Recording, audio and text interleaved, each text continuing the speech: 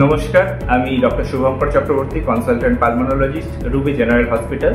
আমি আজকে আপনাদের দুটো খুব কমন ডিজিজ অ্যাজমা এবং সিওপিডি সম্পর্কে ছোট্ট করে কিছু বলবো। সিওপিডি যদি ধরেন, আপাতত ইন্ডিয়াতে প্রায় 5 কোটি লোক সিওপিডিতে আক্রান্ত এবং অ্যাজমাও ধরতে গেলে অ্যারাউন্ড 3 to 4 crores। তো এই কমন ডিজিজ সিওপিডি, যেটা আমাদের ধারণা মেনলি স্মোকিং রিলেটেড হয়, কিন্তু এখন যেটা নন স্মোকিং সিওপিডি ক্রমশ বাড়ছে এবং এর সিমটমসগুলো হলো বুকে চাপ ধরা ধরা, একটু চলতে গেলে হাঁপিয়ে যাওয়া, বুকে সাঁই সাঁই আওয়াজ, সকালবেলা উঠে একটা কফ, কাশির ধাত, এগুলো সারা বছর ধরে লেগেই থাকা।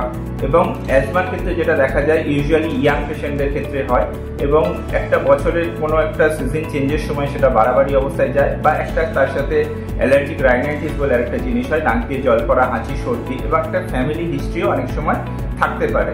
তো সেই ক্ষেত্রে দুটোরই মেন ট্রিটমেন্ট অফ মোডালিটি হচ্ছে ইনহেলার নেওয়া, এবং প্রত্যেকের ইন্ডিভিজুয়ালাইজ ট্রিটমেন্ট একটু একটু ক্ষেত্রে আলাদা হতে পারে, এবং সেই ইন্ডিভিজুয়ালাইজ ট্রিটমেন্ট নেওয়ার জন্য আপনাকে আসতে হবে রুবি হসপিটালের অ্যাজমা এবং সিওপিডি স্পেশাল ক্লিনিক।